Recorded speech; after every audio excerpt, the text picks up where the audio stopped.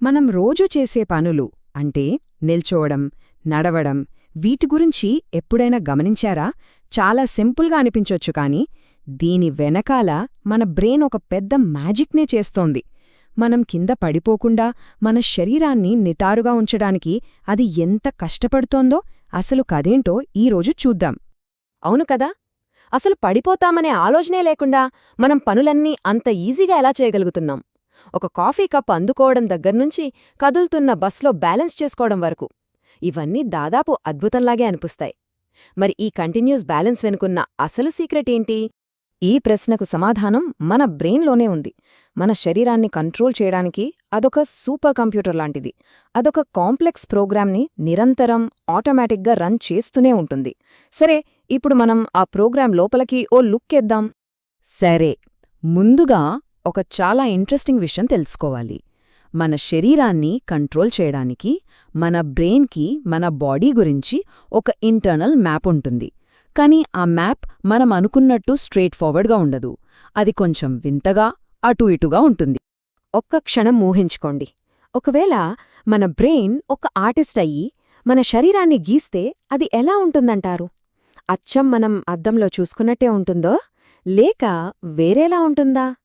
ఈ ప్రశ్నే మనల్ని ఒక అద్భుతమైన ఆవిష్కరణ దగ్గరకు తీసుకెళ్తుంది. అది ఇదిగో ఇలా ఉంటుంది. చూడ్డానికి కొంచెం వింతగా ఉంది కదూ?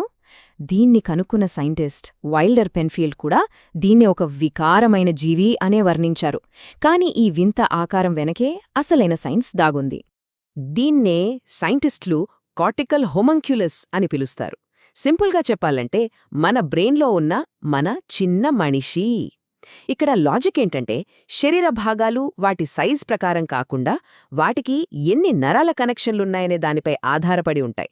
ఏ పార్ట్స్కైతే ఎక్కువ సెన్సిటివిటీ, కంట్రోల్ అవసరమో అవి పెద్దవిగా కనిపిస్తాయి.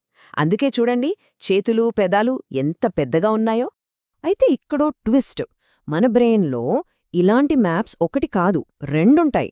ఒకటి మోటార్ హోమంక్యులస్, అంటే మన కదలికలను కంట్రోల్ చేసే మ్యాప్. రెండోది సెన్సరీ హోమంక్యులస్, అంటే స్పర్శలాంటి ఫీలింగ్స్ని రిసీవ్ చేసుకునే మ్యాప్. ఒకటి పనులు చేయిస్తే ఇంకొకటి సమాచారాన్ని తీసుకుంటుందనమాట. మరి మ్యాప్ ఉంటే సరిపోతుందా? దాన్ని వాడే పైలట్ ఉండాలి కదా. మన బ్రెయిన్లో ఒకరు కాదు, ఇద్దరు పైలట్లున్నారు. ఈ రెండు సిస్టమ్స్ కలిసే మన బ్యాలెన్స్ని కాపాడతాయి. అవేంటో ఇప్పుడు చూద్దాం.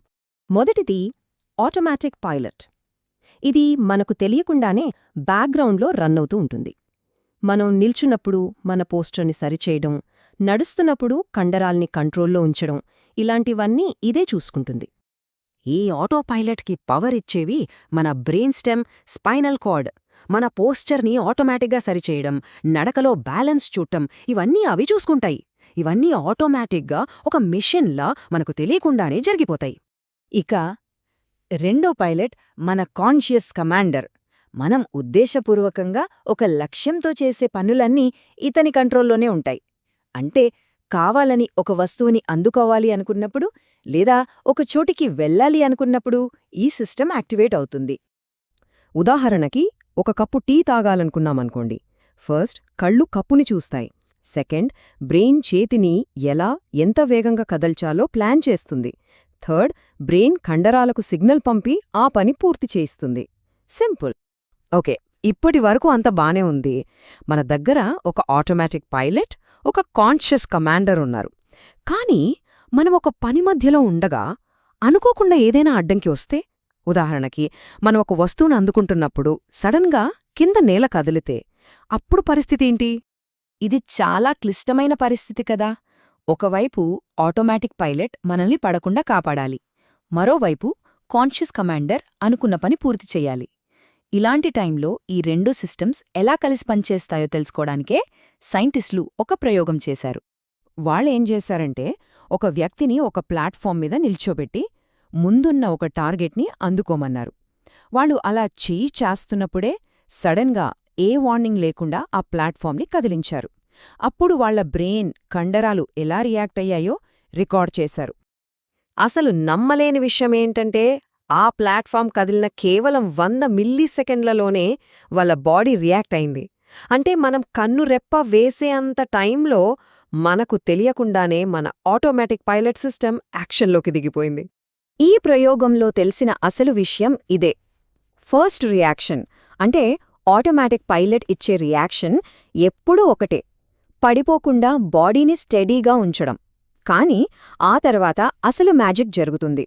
మన కాన్షియస్ కమాండర్ వెంటనే కంట్రోల్ తీసుకుని ముందు అనుకున్న టార్గెట్ని రీచ్ అవ్వడానికి వీలుగా మిగతా కదలికల్ని మార్చేస్తుంది. అంటే ఇవి రెండూ వేరువేరు సిస్టమ్స్లా కాకుండా ఒక ఆర్కెస్ట్రాలా కలిసి పనిచేస్తున్నాయన్నమాట. మెదడు నుంచి వచ్చే సిగ్నల్స్ అన్నీ ఒక పర్ఫెక్ట్ సింఫనీలాగా సమన్వయంతో పనిచేయడం వల్లే మనం ఎలాంటి పరిస్థితినైనా ఎదుర్కోగలుగుతున్నాం. మొత్తం మీద చూస్తే ఈ సిస్టమ్ ఇలా పనిచేస్తుంది. మన కళ్ళు, చెవులు, కండరాల నుంచి వచ్చే ఇన్ఫర్మేషన్ అంతా బ్రెయిన్కి వెళ్తుంది. బ్రెయిన్ దాన్ని ప్రాసెస్ చేసి తిరిగి కండరాలకు కమాండ్స్ పంపుతుంది. ఇదొక నాన్ స్టాప్ కమ్యూనికేషన్ లూప్, ప్రతి క్షణం మనల్ని కాపాడుతూ ఉంటుంది. ఈ రీసెర్చ్ చెప్పేదే ఒక్కటే, మన బ్రెయిన్ యొక్క ఫస్ట్ ప్రయారిటీ ఎప్పుడూ మనల్ని నిలబెట్టడమే. ముందు బ్యాలెన్స్, ముందు సేఫ్టీ. అది సెక్యూర్ అయ్యాక మనం చెయ్యాలనుకున్న పనిని పూర్తి చేసేందుకు అవసరమైన మార్పులు చేస్తుంది. ఫస్ట్ ప్రయారిటీ ఎప్పుడూ స్టెబిలిటీకే.